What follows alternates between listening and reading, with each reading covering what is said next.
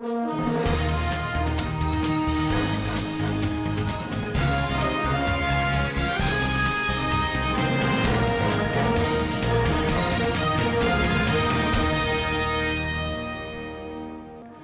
commission of inquiry has been set up by the Svtv state government to look into the problems of security and other crimes in the state. Resumption of schools on January 18th not change. Governor Zulum orders employment of 40 more doctors for Borno hospitals. On business, CBN released framework for quick response code payment in Nigeria. On international scene, more than 8 killed in West Ethiopian attack. And on sports, Messi misses Spanish Super Cup semi-final due to injury. Hello, welcome to Standard Voice News Channel. I'm Fawzi Ibrahim. Now the news in full. Governor Bello Muhammad Matsawalla Maradun has set up a commission of inquiry to find lasting solutions of banditry and other related crimes in the state.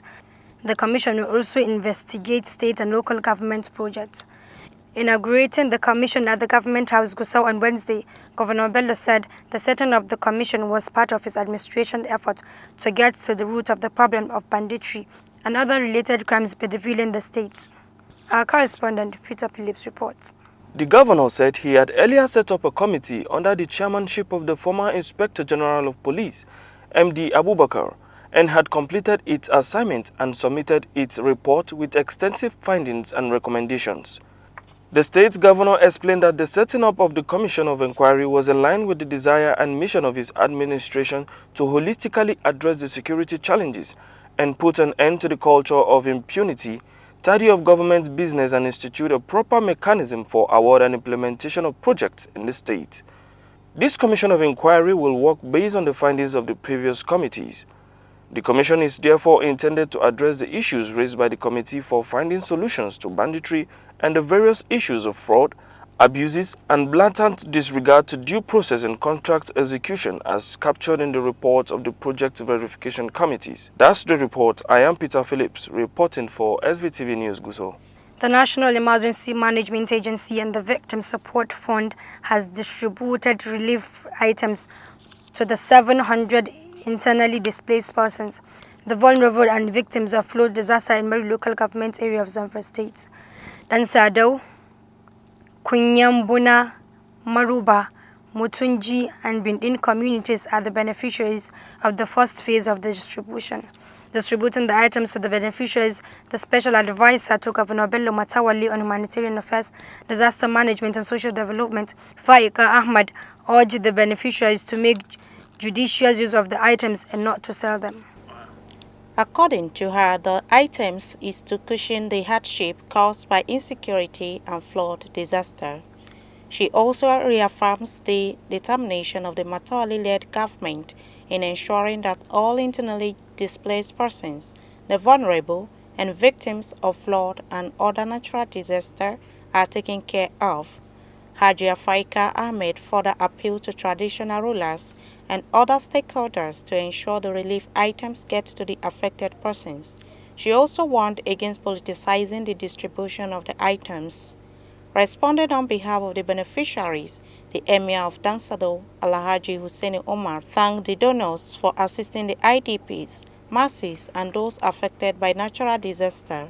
He assured the determined commitment of his emirate to continue its total support to the Zamfara State government through the Directorate of Humanitarian Affairs to succeed in all its assignments. The Zamfara State government, through the Directorate of Humanitarian Affairs, Disaster Management and Social Development, is appealing to the federal government, non-governmental organizations, and well-meaning individuals to come to the aid of victims of armed banditry, flood, and other natural disaster in the state. Zamfara is one of the states with high number of internally displaced persons as a result of the insecurity that has bedeviled the state in the last few years. Musa Joy Onyoza, SVTV News, Gusau. Bandits have demanded the sum of 50 million naira for the 7 kidnapped children of the functional chairman of the All Progressive Congress APC in Maru local government area of Zamfara State, Alhaji Gari Kandauri Sani. The victims, Bashir, Abubakar, Haruna, Habiba, Sofianu, Mubarak and Armiya were kidnapped by bandits last Friday in Kadauri village. Gary told newsmen that the bandit called him and told him to provide the money or forget seeing his children again. Our correspondent Rahama Ibrahim reports. Alhaji Gari said the bandits called him and asked him to pay 50 million naira for the release of the children and warned that they would kill him if the money was not paid on time. When asked if he had contacted the relevant authorities on the issue, Alhaji Gari said there is no need for him to see them since they are aware of what happened to him and nobody has sympathized with him. He said even the secretary to the state government, Alhaji Balabel Lomaru, who happens to be from the same local government area, neither came to his house to sympathize with him nor called him on the phone. That has been the report. Rahama Ibrahim Dosara reporting for SVTV News Gusau. The federal government has disbursed 123.346 billion naira to 32 most performing states. Sokoto State got the highest amount of 6.612 billion naira. The Minister of Finance, Budget and National Planning, Zainab Ahmad, made the disclosure in a statement by the Ministry's Director of Press and Public Relations, Hassan Dodo. According to the statement, Kano State receiving the lowest amount of 1.710 billion naira. She said Bayelsa, Imo, Rivers and Zamfara States got zero allocation due to their inability to meet the 2019 eligibility criteria, which requires states to publish online approval annual budget and audited financial statement within a specific time frame. The minister explained that the disbursement followed the achievement of results by the state in the just concluded 2019 annual performance assessment under its state fiscal transparency, accountability and sustainability program for results. The federal government on Wednesday clarified that it has not postponed the resumption of schools nationwide on January 18, 2020, putting to rest the confusion and controversy surrounding the school's resumption date. The controversy stemmed from comments credited to the Minister of Education, Malam Adamu on Monday, that the January 18th resumption date stimulated by the Presidential Task Force on COVID-19 was subject to review. But the Director of Press and Public Relations, Federal Minister of Education, Mr. Bim Bem Gong, while making the clarification in Abuja, told Nigerian Tribune that the minister's statement that the date was subject to review based on reported cases of COVID-19 was misconstrued to mean postponement. He said what the minister meant was that if, for instance, the nation wakes up to have over 5,000 cases in a day, there was no way the schools would be reopened on the set dates. The National Examination Council has released the result of the 2020 Senior Secondary School Certificate Examination, indicating a 2.3% increase in the number of candidates who scored 5 credits and above, including mathematics and English. The Registrar and Chief Executive of NECO, Prof. Godswill Obioma, announced the result at the council headquarters in Minna on Wednesday. Prof. Obioma said a total of 1,221,447 candidates registered for the examination, 665,830 males and 555,617 females. According to him, the number of candidates that sat for the examination is over 1,209,000 males, representing 55.53%, and 550,126 females, representing 45.46%. He said that the number of candidates with special needs that sat for the examination was 160. 12 schools, 4 in Adamawa, 2 in Kaduna, 2 in Katsina, 1 in Taraba, and 1 in FCT were recommended for the recognition of 2 years for their involvement in mass cheating. Nigeria has now recorded a total of 102,601 cases of the novel coronavirus disease COVID-19. This was made known by the Nigerian Center for Disease Control in its daily Twitter update on Tuesday night. Over a week, the nation has continued to record over 1,000 new infections. The NCDC stated that 1,270 new cases were recorded in the last 24 hours across the country. 12 new deaths were recorded, while 1,083 recovered patients were discharged. 21 states and the Federal Capital Territory recorded new infections on Tuesday. Lagos recorded the day's highest toll with 435 cases, while the FCT came behind with 234 cases. Oyo State also reported 103 new cases, while Plateau State recorded 86 new infections. Others are from Rivers 71, Enugu 51, Nasarawa 41, Delta and Edo 39, Osun 33, Niger 31, Sokoto 23, Ondo 16, Taraba 13, Ebonyi 12, Kano 10, Abia 9, Bayelsa 8, Bauchi 7, Imo 5, Katsina 3 and Gombe 1. Borno State Governor Babagana Umar Zulum on Tuesday gave an order for the recruitment of 40 medical doctors as addition to his previous approvals in order to meet healthcare needs of the state's increasing population. Tuesday's decision is coming 4 months after the governor had approved the recruitment of 579 health workers, among them 86 medical doctors, 365 nurses and midwives, 45 pharmacists, and 100 health technicians and other supportive staffs. The governor announced his latest approval of 40 doctors after Tuesday's meeting with the executive of 7 public hospitals and related institutions located in Maiduguri Metropolitan Council and Jeri local government area.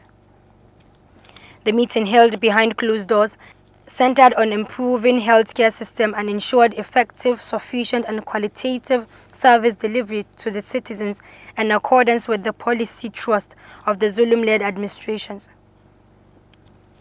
And in our business updates, Musa Joy has that package for us.